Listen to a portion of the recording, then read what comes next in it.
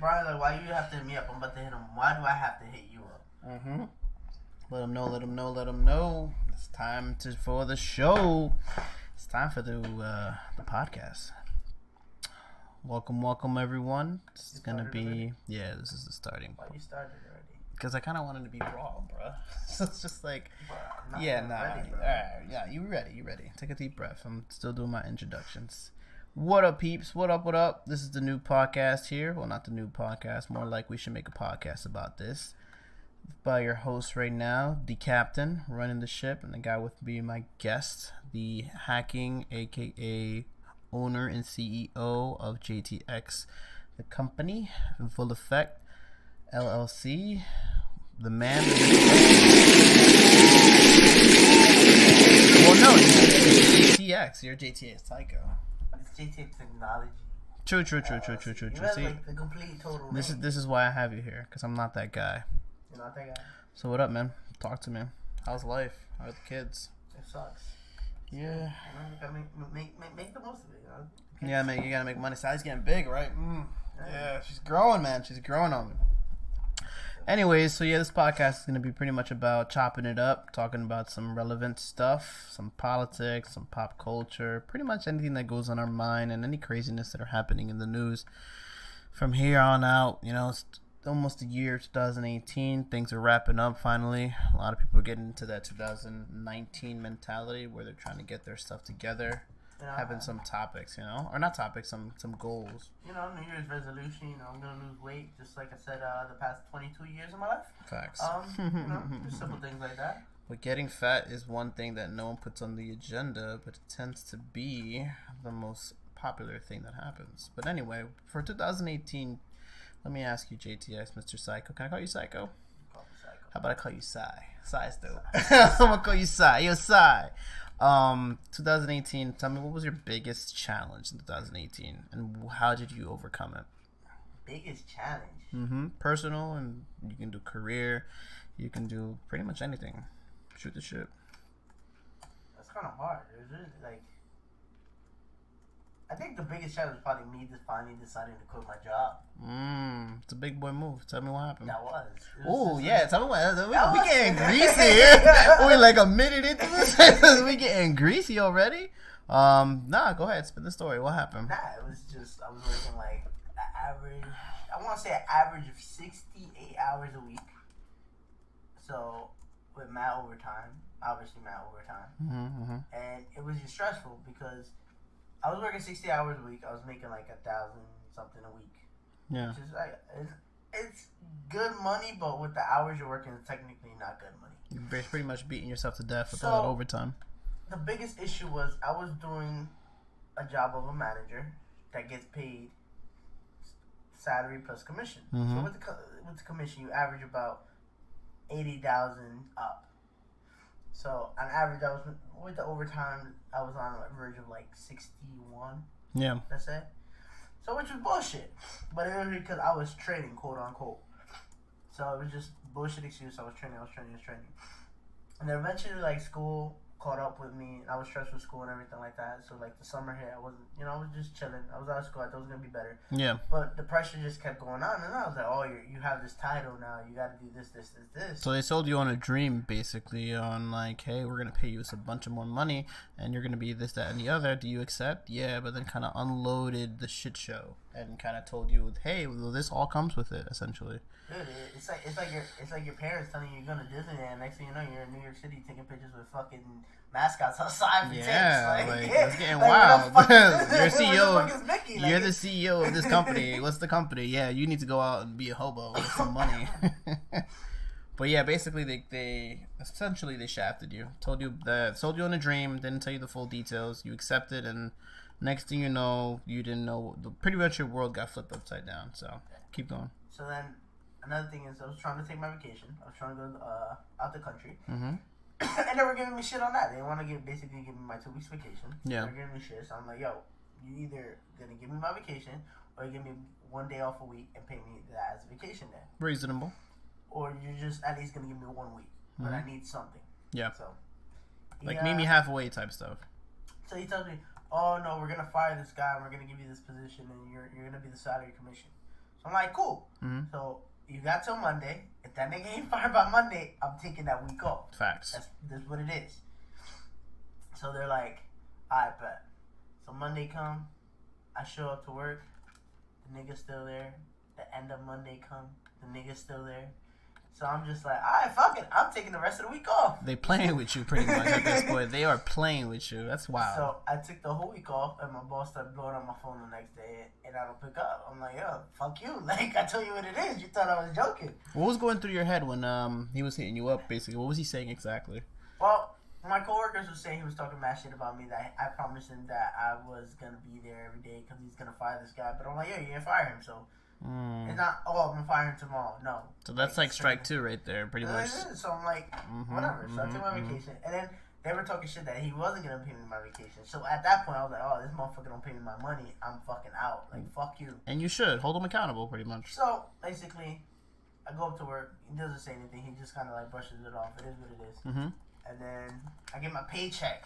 This is big. Everybody knows what it's time when you get paid. Everybody know that Friday, money coming, you know, all that. You're going to go wild with the weekend. So I get 2 weeks of vacation. Yeah. So that's 12 days. Motherfucker paid me for 5. I took 6 days off. 6 days off. And I paid him 5. And I'm like, yo, bro, like, you didn't pay me for the Saturday. Like, how was that conversation? I'm assuming you were confrontational. At this point, it's like, I'm not being your employee. I'm like, yo, like, if you don't get your shit together, we gonna shoot a fade outside. Like, where's my money or my sick days? No, that's the same. So I go to him, like, yo, man, you didn't pay me for the Saturday. I only got 5 days. He's like, yeah, that's your vacation. I'm like, bro, I got 2 weeks. That's 12 days. I work 6 days a week. That's 2 days. So like, no, they only give you 5. I'm like, all right, cool. So I have 4 sick days, so pay me a sick day. And he's like, I can't do that. What you mean you can't do that? And he's like, I can't. You already got your vacation. I can put a sick day too. I'm like, bro, I got 4 sick days. What you mean you can't pay me for a sick day? I'm like, all right, cool, whatever. I'm not gonna stress it. I was like, whatever. That's strike 3 already. But I'm like, nah, you know what? Whatever. So then that was on Friday. Saturday I worked. Monday came, and he's just talking shit, whatever. I go throughout the whole week, chilling. And then I think it's that Friday. I just came back from vacation. I'm energetic. I'm happy. You're coming off the high of vacating. You're walking into the office. I'm ready to I'm refreshed. I'm ready to fuck shit up. You're ready to do some work. I start banging out shit. I'm doing better than everyone for the month. I hit our day goal, which is $5,000. I hit that alone that one day. I was just like, yo, I got this. So then, I like the whole time, this whole week, I was thinking like, I should quit. This is bullshit. The motherfucker don't want to pay me what I fucking earned. Right. Now he's beyond disrespect. Now it's just like he's just fucking with your money. And that's never a place to go be up. He keeps telling me bullshit like, oh, I'm gonna fire this guy. Like, the motherfucker did coke. The motherfucker crashed the car that he stole. Like, and the motherfucker stole money. Like, what else can someone do to get fired in this place? And just to add some context, I don't know if he wants to go into specifics as far as which company, but we'll just say, giving a little bit of a background, this is more or less of a car company.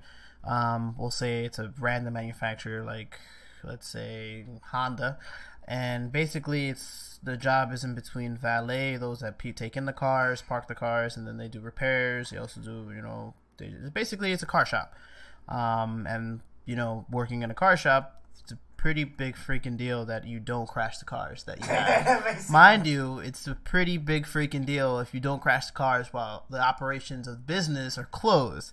Mind you, it's a pretty big fucking deal you crash the car if it's not your car. So we're gonna not go into details into that too much, but the kid fucked up pretty bad. But go on. So then I'm randomly walking. I had to run some errands. So I'm walking back into the office, and the motherfucker is just mad. So your boss, right? Yeah. Let's give him a code name so we kind of know when you're talking about him. Give him like a nickname. If you had to describe him in one word, what would it be?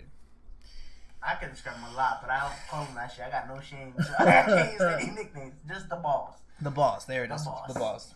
So my coworker comes in. He's like, "Yo, you were calling me to my boss," and he goes, "Yeah, forget about it." And he's like, "No, I'm here. Like, what do you need? I got you." He's like, "Oh, I'm fed up right now. Like, so just leave me the fuck alone." He's like, "Yo, you called me for a reason. What the fuck is it? Let me help you. You're being stressed for no reason. Everyone here is a piece of shit.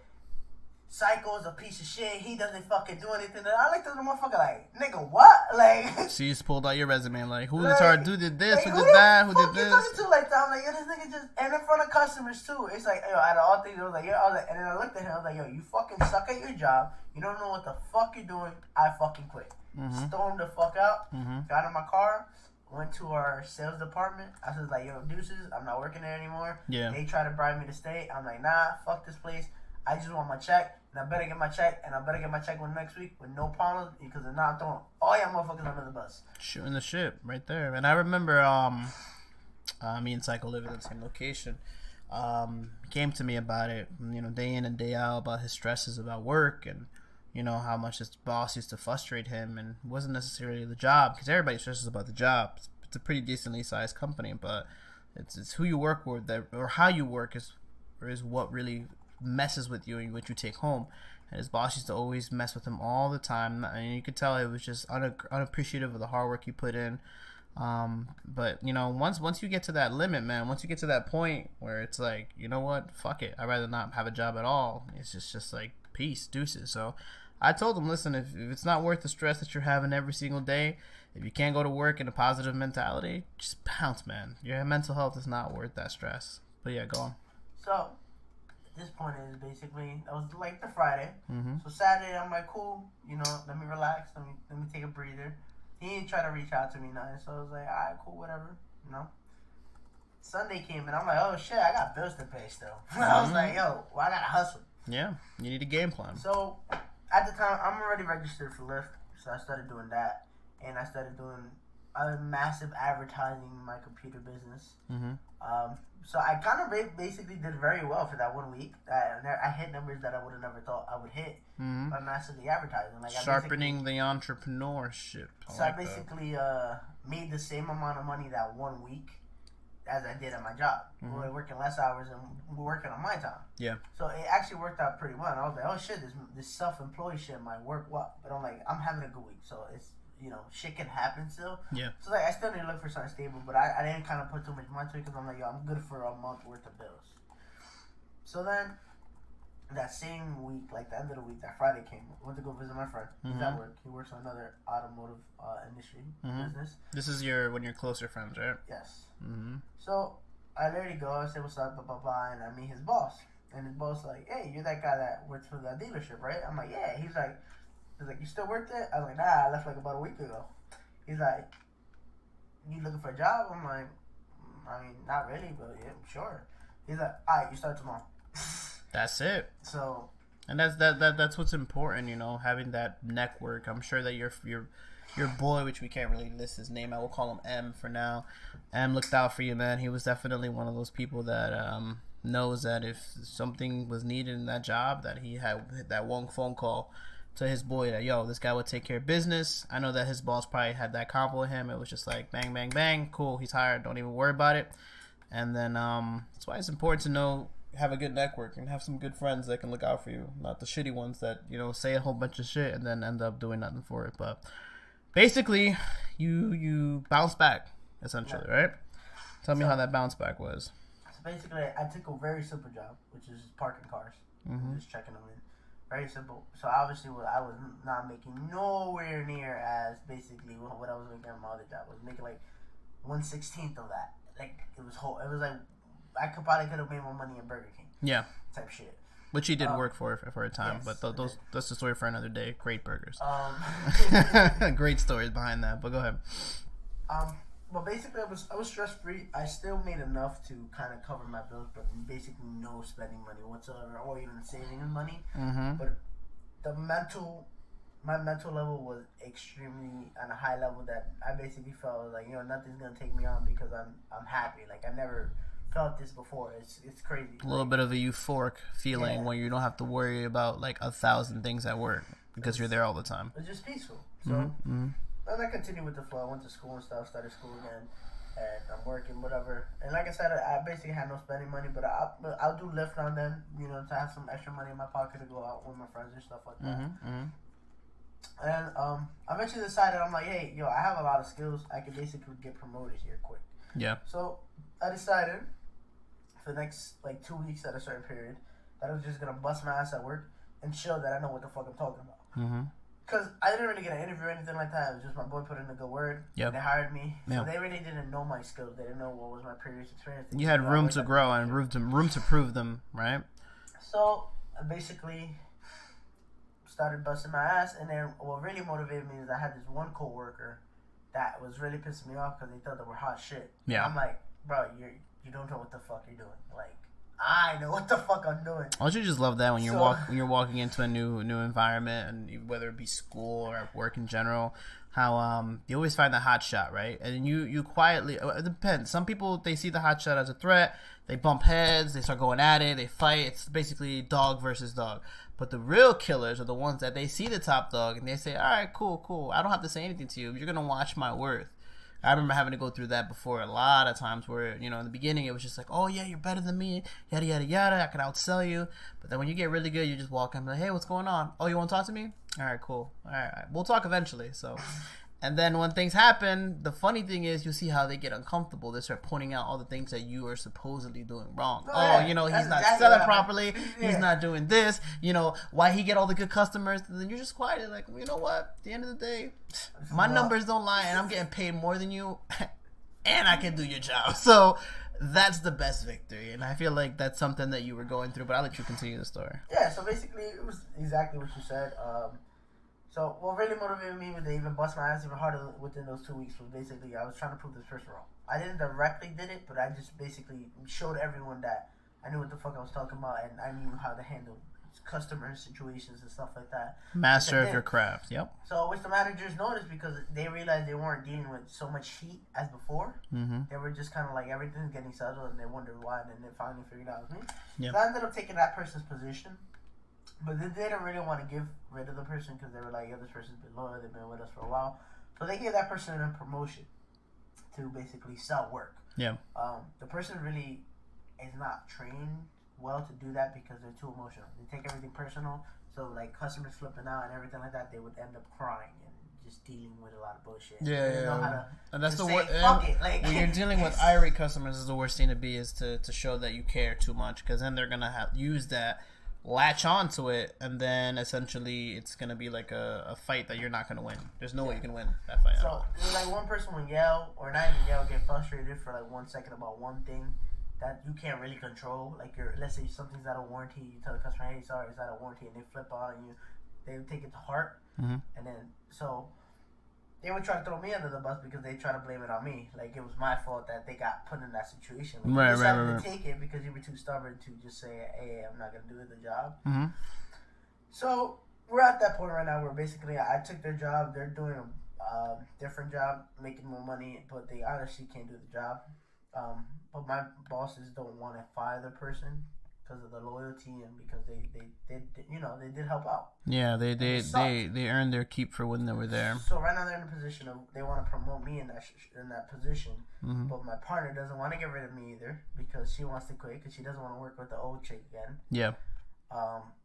So basically they can't really just promote me and let the other girl rock because she's like, I'm gonna leave if he leaves because I'm not taking that blowback. Yeah, I'm not taking that blowback basically. Yeah. So they're trying to play their cards right now, but I feel like I'm getting this like the runaround.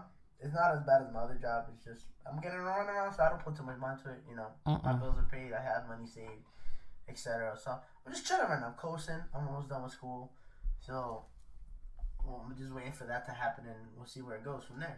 You know, you give me the runaround, then I'll take my skills somewhere else. If not, then, you know, do what you have to do. And I kind of like how you went through that entire experience because it kind of segues into kind of the topic I wanted to cover, which is understanding the value of time versus money, you know?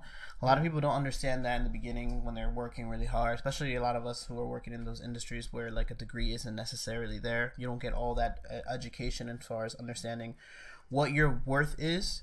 So we get caught up. I know myself because I used to be in sales for a while. Understanding that, you know, if you put in a lot of time, a lot of your time, personal time, vacation time, holiday time, you can get a pretty good dollar out of it. You get paid very well, but you don't understand the value of your time until you disassociate yourself with it. And for a lot of people, they don't have that experience because they get caught up in that world where it's like, this is all I know. I have to continue to work because if I don't work, my bills aren't going to get paid.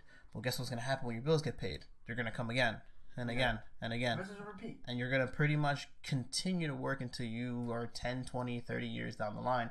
And you realize, oh my God, my bills are still not fully paid and I lost all this time. You know what it is? Like, you really want to see someone, look at someone who has regret in their life, right? Like someone who's like, we're pretty young, 20, 25, 30, we're in those ranges. Look at someone who's like in their 40s and their 50s. The people who have regret, like, damn, dude, if I can be in my 20s, damn, if I could be in my, when I'm a teenager. Even now, like, some of us can look back, damn, if I was in the beginning of high school, I would do everything different. You can never put a price on time. So, like, my time is the same as the time of a CEO of a company. And you got to treat yourself like that. If you don't understand what it is to work and to just work and then have your own personal time and have your own family time and put things into consideration like your mental health and so on and so forth, you never get paid you're never gonna get paid the amount that you're really worth, and B, you're gonna end up burning yourself out. And I think you went through that, especially when you had back around the cusp of when you were starting the new job and you realize, oh my God, like there's a big gap in money, so on and so forth. But then you learn like, well, I can still do Lyft. I can still do, technology, helping out people with their computers. I can still do these little things and not have to worry and stress about work and still make it. And then now what's going to be even better is that when you do progress, whether it's with this company or if you decide to graduate, you know what you're worth and you know that you're not going to burn yourself out because you know that shit's going to fuck you up. And I think that's something that you learn when that happened to your job. And it's something that I learned big time, especially this year when I quit my job as well. Yeah, I just pulled the fucking trigger. I was a fucking salesperson. I was a hustler, but like, sales is an up and down kind of industry. Either you're making a shit ton of money, or you're working too much. And I don't want to be in between any of those two. I'd rather make good money and not work as much. So that's just the shit, though. But that's interesting. Very, very interesting. What do you think would be? You think if they promote you in that position, or if they make you go higher up around the corporate ladder, you would stick around for a couple of years? It's essentially what I plan on doing with my major, which is programming and stuff like that. Mm-hmm. I make the same amount of money. It sells. So obviously, if I sell good, the more I produce, the less I sell, the less I produce. Yeah. So it's like, with your programming, you kind of have a guaranteed salary. Mm-hmm. Depending on the job you have. Yep. Obviously, the people who make the big hitters are who the people who work for big companies, or they're like project leads and stuff like that. Which at that point you're not even programming anymore; you're just a team leader. Yeah, you're like organizing what to do, more like a project manager essentially. Yeah. So like essentially, to reach that, you either have to be extremely dedicated and bust your ass off and be super fucking smart, mm-hmm. And have the charisma and stuff to reach those levels quickly. But average is like 4 to 5 years for most people. Yeah. Which is essentially going to be the same amount of money I'm making now. So it's like, it's a hit or miss. But I think the balance is, even if I do get the promotion, I'm not going to be working as much, and I'm still making about the same money, and I can still focus on doing the other stuff on the side as freelance. Yeah. So I get the kind of the best of both worlds. I get the money, and I also get the freelance when I want. And you're not putting all your eggs in one basket. God forbid that shit falls apart.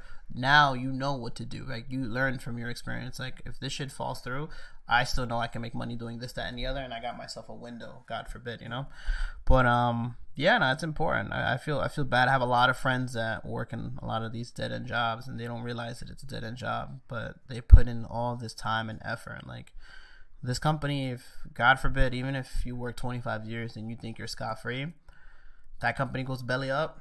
That's bye bye to your pension. That's bye bye. Imagine that, having to have that conversation with your partner. Like, yo, like we got our whole lives like are shot to shit. Like I've seen some people have to go through that. Like, your pension is just like gone completely, and then what the fuck are you gonna do now? You just wasted 25 years of your life. A lot of people. Period. A lot of people don't understand. It's like, you really have to understand self-worth and what it is to work. You get me? No one ever becomes rich working off of someone just working. Like, most of the time is either they have their own business, you have a sales, making commission, but most of the time those people are always investing money in other sorts. Yep. Just working for someone, crazy amount of hours, most of the time never really gets you far. And it's all about the skills and trades you learn in your pockets. You get me? Like, I can bust my ass. Let's say, for example, work as Microsoft as a programmer. I'll become a project leader and I'll make good figures. But you got to take into account, I'm busting my ass, but that's a skill I have. I have programming. That's a trade. That's a skill. A lot of people don't have that. They just think, I'll bust my ass working at this stupid ass place like Staples or something. I'm going to become big. Like, the chances of it are very slim. It's all about the skills and trade you have. And understand, when you do something you love, what people say, like I'm obviously not doing something I love, it's something I enjoy but not love. My mental stress is a lot lower. Again, I switched dealerships. It's a different mentality and a different environment, and it's not so stressful. Yeah. And I realized I have more time for myself, and I'm not stressed. I'm happy. Even though I'm not making a crazy amount of money. Putting you can't really put a price on happiness at all until you experience it at first. And one thing that I used to tell myself when I was on the verge of quitting, because my job, my little story essentially is I was gonna quit the day of, and then one of my good friends who was working in the city ended up hitting me up and getting me an opportunity to get promoted. I didn't deal with a lot of the things that are bothering me when I was about to quit, but I was just like, you know what, let's jump, let's go ahead and let's take the sacrifice, and I did it. It was a great experience, but again, I wasn't understanding what I was sacrificing to do what I was doing. The money, the time with your family, with your loved ones, your relationships, yourself, which is big. All those things can vanish, and you won't know until you run into a wall, essentially. But one thing that I used to always do is, in your field where you're working, take a look around at the people around you, right? And look at what they're doing. And then take a time out and maybe pick one or two people and try to ask them, like, hey, what do you do outside of work? Like, what makes you happy? And understand what their answers are. If you get people that are telling you, oh man, I go hiking, or I don't want to be around work, I hate this place, or like, I'm looking for another job, or I'm going to school or something else, chances are that the position that you're in or the environment that you're in is not really like a last stop. It's not a career move. With me, I was big on that because a lot of the people around me, these were the people that are sinking 20, 25, 30 years into their positions. And I asked myself, if I was putting in that kind of time, would I want to be there? You know what I mean? And I told myself, like, no, there's no way. And then you look above yourself and you see those people and like, are any of them really happy? No. What about the people above them? No. They're all putting these years in. Long term, you got to think.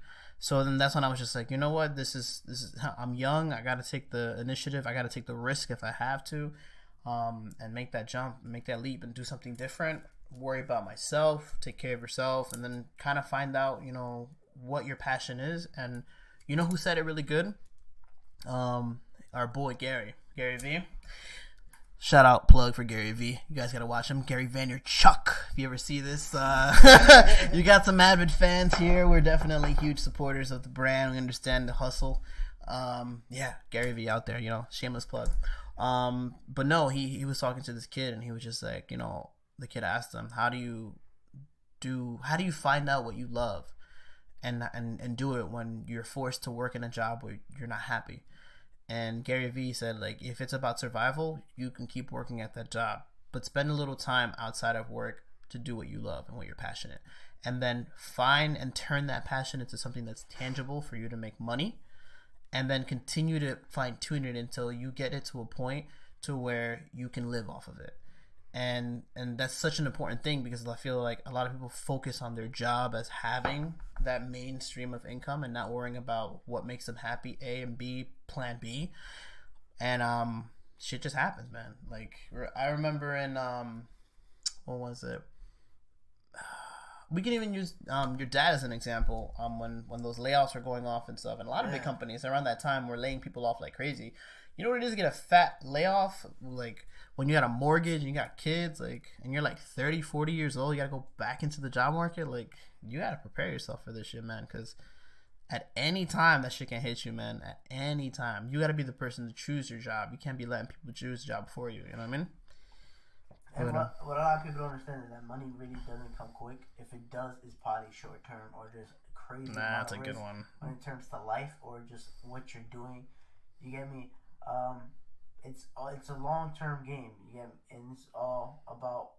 People say hustle, hustle, hustle. It doesn't mean bust your ass 80 hours again working for a company. It's about taking the opportunity, observing it, and maximizing it the best you can. Mm-hmm. You get me? A lot of things that you can agree on, and I can agree on, working retail or even working fast food, it gives you a different perspective of life and how it is to approach the job market and realize there's people out there that you'll probably meet working those jobs that have been there for years, fucking trying to support a family. And it's like, and you're just sitting there fucking miserable every fucking day, flipping fucking burgers. Like, I can't do this for the rest of my life, while the guy next to you's been doing it for like 20 years. That's trying to true. feed his kids. That's true, and man. It's just like, you gotta realize, you gotta take the opportunity and learn from it. It's hard to see it when you're doing it. You know, it's like, what the fuck am I really gonna learn at Burger King? But it's like, you learn how to deal with angry customers because it's so I like this. This is the perfect segue. We gonna go ahead and we gonna spit some real shit out here. Talk about these fast food stories. I don't know about anyone else who's listening here, but if you haven't worked at a fast food restaurant, you don't deserve to be a CEO of a company. You gotta be at the bottom, scraping the shit, and to understand and really appreciate every single person that you work for. I remember I worked at McDonald's. I was in high school. I always smelled like grease. 24/7. 24/7. No matter how many showers was soap you used, oh, everybody. God couldn't brush you. I was the burger kid in school. I was funny in school. I was funny in high school. And the one thing I like about McDonald's is kind of like piggybacking off what you were saying as far as learning the little gems here and there. Is you do appreciate how much you get as far as like the small things. Like I learned how to come to work on time, how to be consistent. You get good.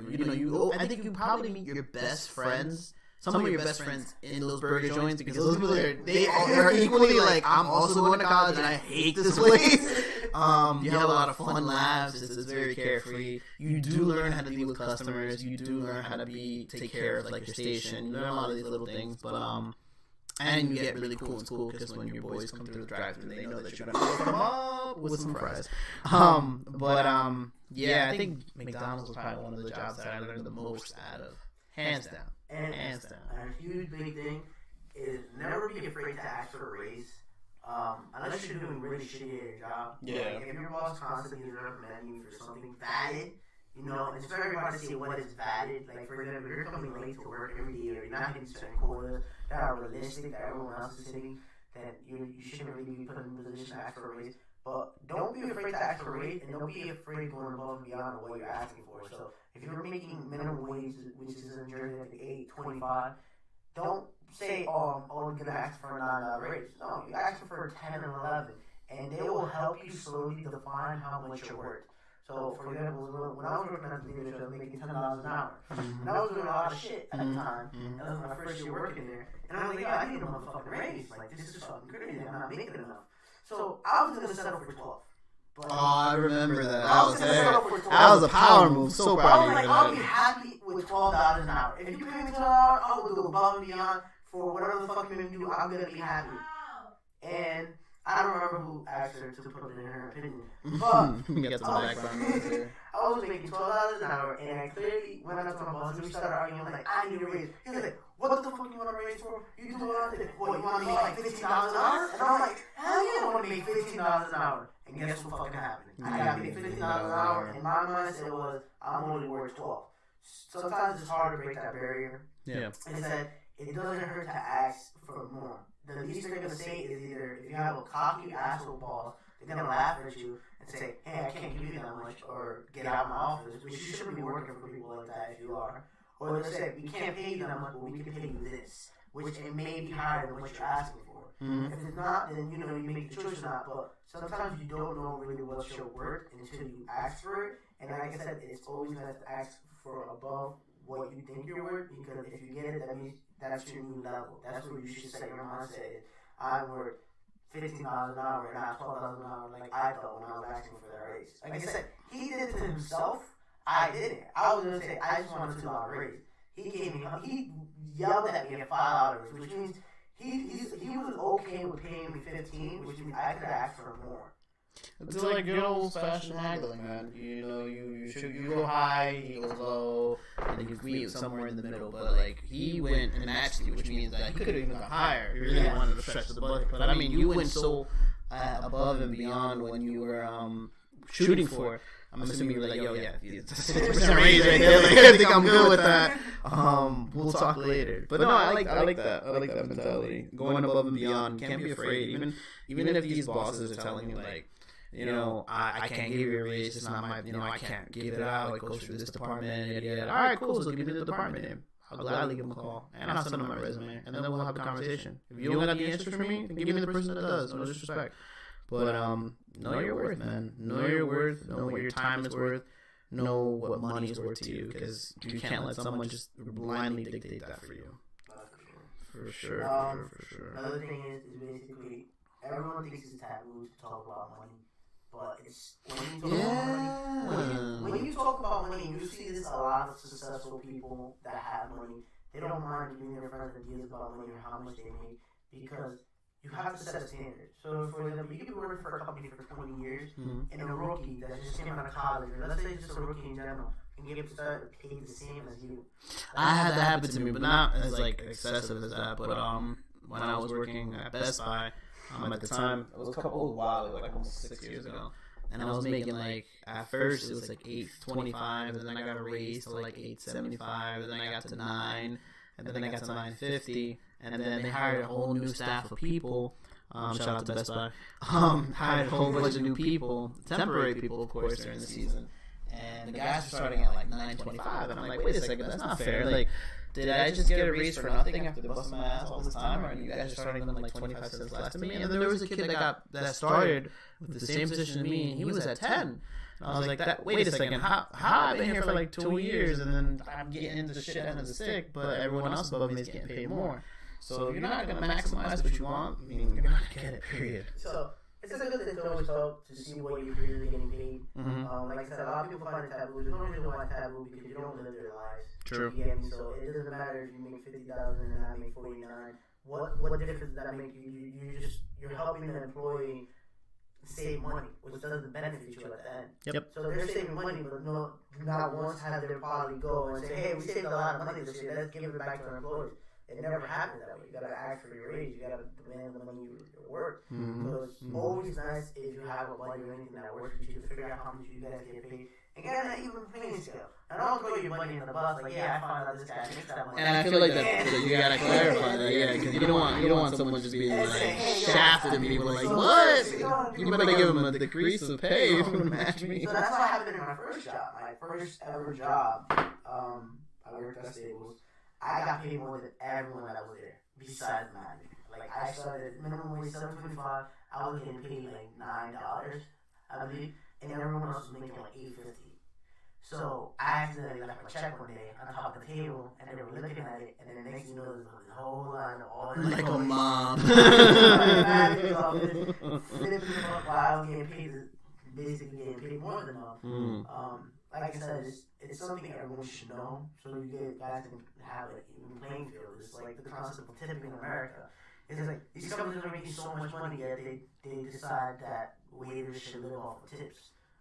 Because your company doesn't feel like paying you or whatever. And I think that it's such a, I mean, I can't really speak much on it because I've never been a waiter in my life. I have worked in the service industry before for food, but I always thought that was kind of shafty, that, you know, not only you're not paying this person money per hour for them working for you, but if the service was shitty, you don't get to pay them at all, period, whether it's good or bad. If it's good, then you get the kudos too, because they paid for the bill, A, and B, they're going to come back again. So it's like the ultimate sham. But there's statistics showing, I believe, from Harvard that clearly says even if you do a good waiter, you don't make more money. You make roughly the same. And not about 1% of people make more money with good service. But most of the time, it's just never, ever produced. And if you make the same, either if you do bad service or good service. But it's just a stupid concept that these companies are making so much money off you and they're not paying their employees. Yeah. You have to rely on tips from other people. Like, yeah, they really ask yourself, is it worth it, man? Like, they're making hand over fist money, and you're just like, and you're getting the shit end of the stick when the customer's mad. When, like, if someone wants to fight you, they're not gonna fight the restaurant. They might call the manager over, but he's gonna be like, well, he fucked up, or the kitchen fucked up. But, like, you're taking it all, and they're not cutting you any checks at all. If anything, they'll fire you on the spot. So, don't get me wrong, so people can be good tips at times, but overall, it's a fucked up concept. Most waiters get mad at people for not tipping, but it's like, you should be not mad at your job that they're not paying you right to basically serve these people. Yeah. So it should be a benefit. It should be extra money in your pocket, not your livelihood. Go to the source, because that's where the problem is, period. And if you don't have a basis, like at least a base salary, you are signing up for something that you are not going to enjoy when you get pretty much shoot the shit messed up. You know who gets a lot of money, though? Doormen. If you want to make money tip, opening the door every day for somebody, just knowing like the 10 people that live in your building. I know a doorman that was pulling like 65, 70K. Oh yeah. Like wow. Those doormen are on a salary though. They still can't pay above minimum wage. They're on a salary like $30,000 and getting like another $30,000 tip. I think the doorman I know that works for, I believe, Trump Tower, somewhere near Trump Tower, some other. He makes 6 figures. The guy that drives a GTR, just like chilling. You know what that is? Just put on a top hat. Opening doors and putting umbrellas for people. Good morning. I'm gonna walk you 5 feet to your car. You're not gonna. If shit goes down and like someone's trying to break in, yeah, you got something to stop, but like they ain't gonna really do anything. You're not armed. Like you get security for that. So like, you open the door for the robbery and he gives you a tip. Like, seriously, gives him a bag. Like secure the bag, my friend. Thank you. That is wild. Nah, but yeah, people be sleeping on doormen. You know, they make good money and they don't gotta do anything. No one's gonna get mad at a doorman. And don't get me wrong, I'm not saying don't tip waiters and stuff like that. You know, I still do. I always give the 20%. I give 10% if they give me shitty service. Like I always, even if you give shitty service, I'll even know you suck, but I'll still give them a tip. Like. Something. You see, I'm a little different about that. So I'm a little indifferent. I've been shamed. I've been waiter shamed from all my friends. Just like, especially my spouse. Always waiter shames me. I understand that the situation is pretty crappy. So you're getting paid like you're not getting paid well. Period. Like I know it's rough, but don't mess with my food. A, don't mess with my service. B, because like I know you're mad, but you signed up for this. I didn't, right? And C. If I can't remember your name at the end of the service, you didn't have memorable service. Now, I might tip, depending on where I'm at. But if the service was trash, I definitely have crossed that line on that tip. And I mean cross that line, like not crossing the line, like pen, cross line. Like you're not even going to be able to write what I wrote as tip. What is the worst service you ever had? Ever? That's a tough one. Was it the quality of service? Or was it the time? Was it the food? Was it the atmosphere? It's tough because when it's really bad, I just walk out. Like we had an instance today when we were going to this shop in nearby. It's an old diner, and we sat down. Whatever. We weren't really greeted at the door, and we didn't get attended for like the first 5-10 minutes. No one even came and poured us water, and I was just like, my spouse was like, "Yeah, we're leaving," and I'm like, "Yeah, no, we're out of here." But as far as like bad service comes, like. I don't have them as much. I don't let it get to me because I always, at the end of the day, I'm like, I'm still going to eat my food and you're going to not get tipped. And I'm not going to be mad about it. I'm going to be good, but you're not getting tipped, fam. So, like, period. The worst service I ever had was at the pancake house, IHOP. And you know I love IHOP. Like, IHOP's my shit. IHOP is and it was the IHOP I always go to. It's a low-key, high-key great spot. It was the IHOP I always go to. And then I guess they had this new waiter, bro.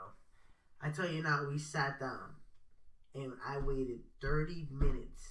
30 minutes. 30 minutes. You're wild. I would have walked into the kitchen. To get my drink. Not even to order the food.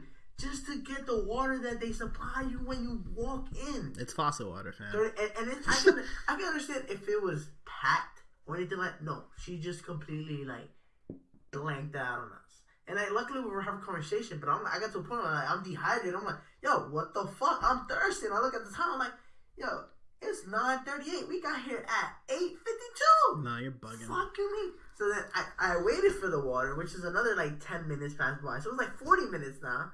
I got the water. I checked everyone's water. Said fuck that, and I walked the fuck out because I'm like, yo, this is fucking bugging. Yeah. And we went to Applebee's, and it's just like, yeah, the Applebee's welcomed you with open arms. Like that was the worst experience. And it sucks because it really fucks up your whole meal, and you shouldn't. I know a couple people that are afraid to speak their opinion as far as when they're not having a good service. They'll just keep their mouth shut. I mean, I'm not one to really flip out unless my food's like burnt or something's horrible, and I just be like, nah, I don't want this. Like, but you can't be afraid. I mean, it's your food. You're paying for food. You're paying to sit down. You're paying for the environment. But time is big, man. If people are taking like an hour in the kitchen, or if I don't remember the waiter's name, I mean, I'm a big one on that one. If you come in, hi, my name is, how can I help you? No, you come to me and be like, hey, how are you guys tonight? My name is Sally. I'll be able to help you. Hey, I'm here checking in. I'm Sally again. If you guys need me, I need to hear your name 2 or 3 times. And then if I remember your name, Sally, that means either you left a good impression or your service was bomb. I don't care so much about the checking in. I think a waiter should at least check in 3 times, which is like when you get the food. Table touch. And then like mid food and then at the end, not constant. Like if you pass by, just do a quick look or something like that. But I think if it's packed, and and sometimes it happens, especially on the weekends, if you go to Applebee's or any place like that, it's major. It gets packed, and I think the most important thing is give updates, like small things, like just if you even pass by and it's bullshit, you'd be like, "Hey, I'm sorry, your food's not out yet. It's just we're a little bit crazy, so I'll try to expedite it." Even if it's a bullshit, at least say that because it makes it seem like you're attentive. And the little things, even if you're the little little details, makes it cool. Like okay, she's on it. Like even if you're lying to me, it's on it. Like I'll make conversations on it, but me just sitting there for like 20 minutes trying to figure out what the fuck's my food, and you haven't told me shit, and I see you passing by. Don't ignore me. It's just bullshit. Don't ignore me. Just lie, be like, yo, we're a little bit backed up. It's crazy today. I'm sorry. Blah blah blah. That's it. Even if you're bullshitting me, that makes people feel a lot better. And I think that's like probably one of the biggest things when it comes to waiting. Like I said, I don't really need someone to come at me 24/7 and stuff like that. Pause. I got you. I gotta protect you, fam. Yeah, don't be overbearing. Don't be like every 5 seconds. Like if I'm in a really powerful statement, I'm saying to someone, and they're just like, "How's everything?" I'm like, "Everything's great." You asked me 5 minutes ago. Go away. But yeah, those little. Picky right now. We had also a waitress today at a diner we went to. She was like the little comments, and it doesn't have to be like a stretch. Like I don't want to hear like, "Oh, how's your chicken parm? I love chicken parm. Chicken parm rhymes with chicken farm. My dad owned a farm. I love farms. Cows are awesome. Let's go cows. I mean, no, let's not cows. Let's go Bucks. I'm a huge Buck fan. Love it. You guys like basketball? I love it." No, just stop. I want you to just keep it simple. Hey, we got cheesecake. You like cheesecake? Yes. We got a new baker. He is awesome. Let me hook you up with some good cheesecake. That's it. Keep it simple. Like the little snippets. And guess what? I'm tripling your tip. You know why? Because if that cheesecake's bomb, guess what? You made it bomb. I don't care about the waiter. I don't care about the baker. You make a recommendation. Recommendations go along too. That's and they're hit or miss, but they're like the jackpot. Like if you tell someone like, "Yo, like you gotta try this so and so. Like I know you want water, but you gotta try this lemon water, and that lemon water is fire." You're gonna be like, "Ooh, she's on it." Like, that's my biggest thing, and I always do this to every waiter just because it's more of a dicky thing I do, but it's also to challenge them how they can handle the situation. I always say, "What would you get?" Like that's my thing, and I know it's probably an annoying question because that's when you separate the boys, the boys from the men, or the ladies into the well veteran women. So when it tells you, you know what, I would get a shellfish, but that's me. What do you want? So kind of flip it back. The only place I've been to a lot that master it perfectly is the Cheesecake Factory. Because every different waiter has a certain thing they kind of go for, and I think they're trained for that. And yeah, I'm pretty sure they're trained for it because I've had waiters where I'll be like, "Yo, I need something to drink, but I don't know what." I was like, "What do you drink?" Like, I drink anything. So what do you like? What's your go-to? Even if it's something simple like Jack and Coke, as long as you can answer the question with confidence, like I can tell that. That's when it's like you thinking too hard, where it's like, "Yo, it's for real." Like he's like J&T, I got you real quick. Like single and double, like I got you. That's my biggest thing. And that's it's it. like Confidence, man. Simple things but yeah, it's like Applebee's. They always have to recommend the appetizers. Not you get it for free. Yeah. But it's like. It's true. When someone recommends something, be like, "Yeah, we have this, but I highly recommend it. That's my favorite." Yeah. I think it gives a personal touch to the service. So it's just like. And if you really feel like you didn't like it, you won't fuck up with me because at the end of the day, you went out of your comfort zone and you told me it's a great recommendation. And if I didn't like it, I could tell you to your face like that shit was trash. Oh, I'm sorry. Let me get you what you really wanted. And even with that, like yo, at least you tried. As long as it wasn't shrimp in that shit and I don't die. We good. We good money. You can risk it. But like those recommendations are like gold, man. You gotta have some confidence, especially when you're a waiter. Because if you don't, I can only see like that shit can go wrong if you recommend something wild for somebody. Like try the smoked salmon. I know you like it. Yeah. So the key points you can say is just recommend something. You know, even if you have to bullshit the customer, just give.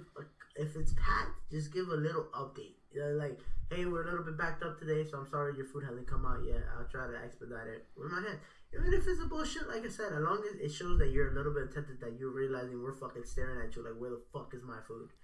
So, having that empathy, we like to call it, when you can, instead of pity, empathy, when you can not only understand what they're going through, but you can relate to it and say, "Hey, listen, I understand you're upset." Like having that connection makes it feel like you care about their experience. Versus just like, "Yo, the kitchen's backed up." Like, you're beat. I hope you didn't come hungry. Oh, wrong place, I guess. But yeah, empathy goes a long way. Even and we've both been in like management positions as well, where like empathy is fucking huge. Like, I've had to boil down some issues before where like we really fucked up. Like, what the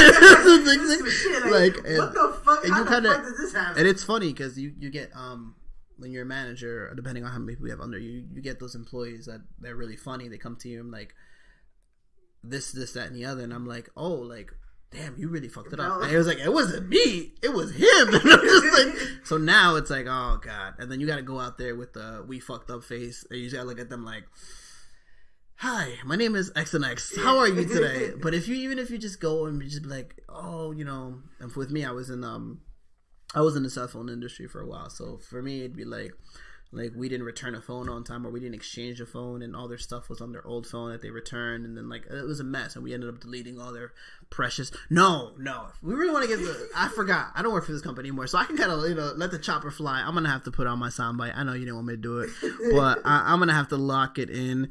I would like let the chopper fly. The worst one that I've had was this woman. She was like in her 60s, 70s, right? Real old woman. And I like to say that I train a lot of my people to be savages, right?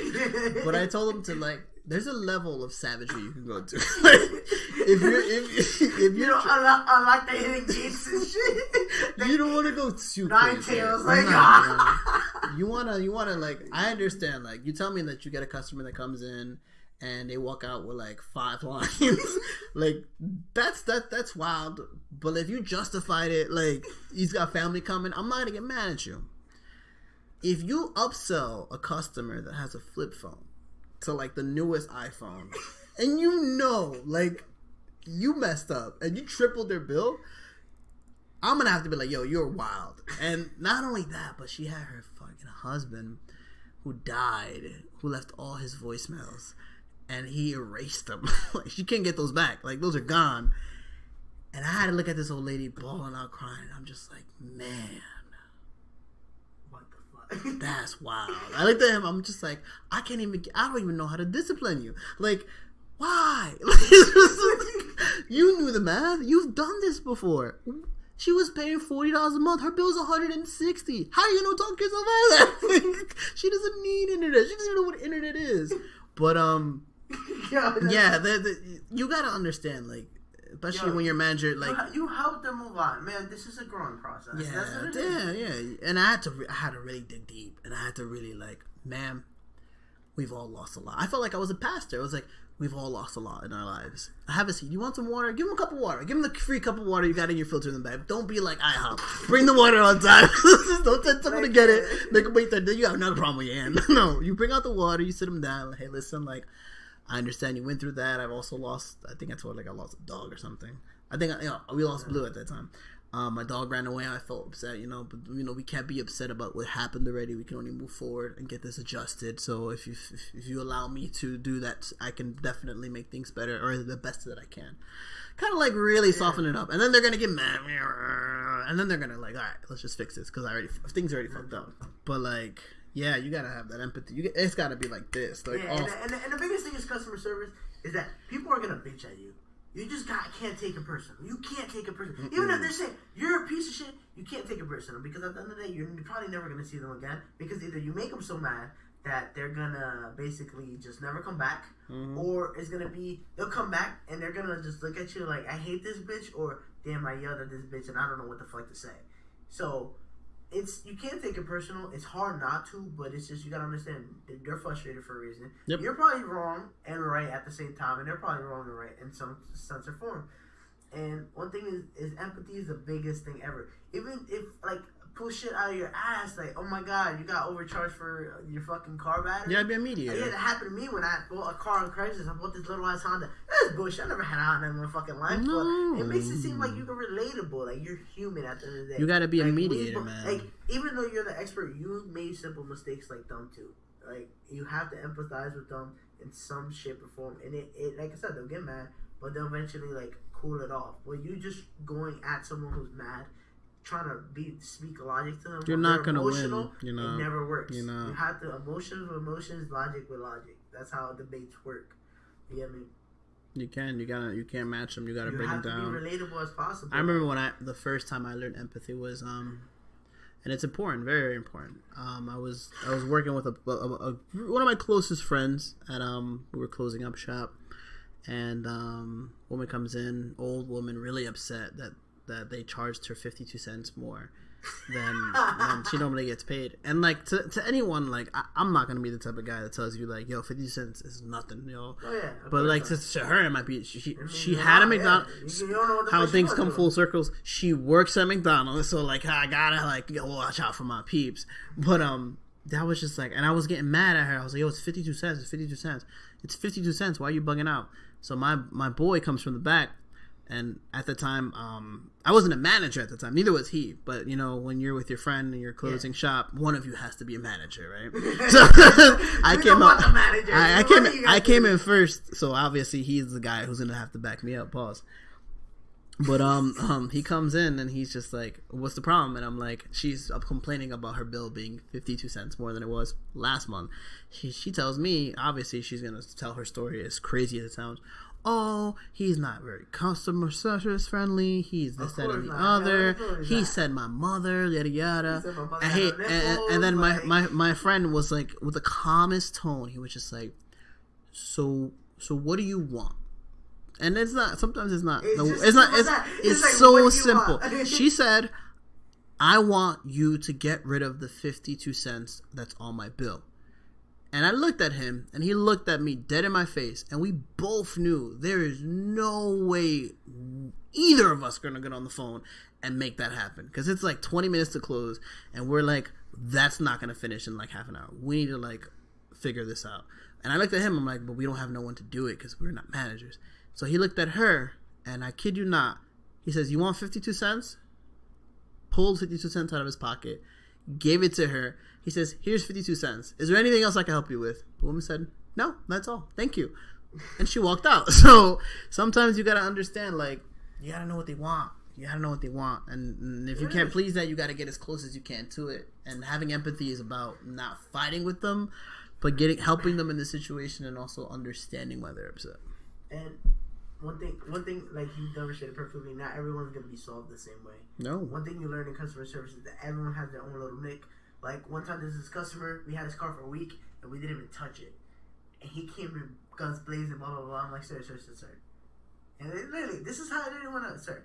You can't yell at another guy who hasn't a Victor watch, bro. Like, we're brothers, basically. Oh, man, that bridge, man. I was like, come on, bro. That's how you break ties. You can't yell at a fellow brother with the, is that the bolt? It's like, nah, I got the Zeus, but that's the bolt. The bolt's bad. Let me see real quick. That's it. Turn the conversation 360. Completely. And we started talking about watches for a good 20 minutes. And within those 20 minutes, that guy no longer hated me, and he forgot what the fuck he was mad about. Sometimes you gotta go left field. And then what I did was literally overpromised him again, but I made sure it was done. So I told him, you know what, sir? I know your car's been here for a week. You know, since you're my Victor brother, we can share some tips and shit and sales and everything that's going on. I'm gonna get your car done by tomorrow. So I guarantee you that. And we won't be able to get 100% of it done, but I can give you this so you can be on the road. And then I'll figure it out next time you come in, and I'll give you free oil change. Oil change doesn't cost me shit. It's something we give for free anytime a customer's mad either way. Just throw an air filter in there. Always start with the air filter and end with the air filter. No. So it's the simple thing is like figuring out. Some people just say what, like you can literally say what would make you happy. Mm-hmm. And then sometimes people will come with some crazy ass demands, and sometimes people will be some simple demands. You gotta learn how to pump the brakes. Like, okay, I can't do that, but what I can do, right? Boom.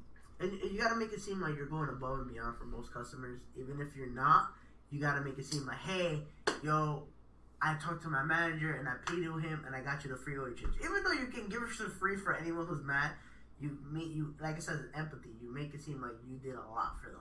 Mm-hmm. So, and to them, it might be the world. You know, I was always known for the cup of water guy because it's always like it's such an easy thing to throw in there. Like, man, I've been talking a lot. Well, you want a cold glass of water? Would you like some water?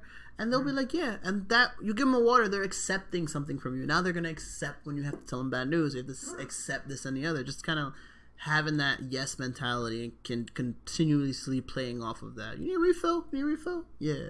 Don't worry. Normally we got shots out here, but it's, come after dark. I got you. No, but Yeah, man. I think this was an interesting episode 1. I kind of liked it. We diverged a lot. We jumped all over the place. Nah, but I think it was smooth. We had a steady pace. I don't think things were like wild. I think we kind of had the same kind of track.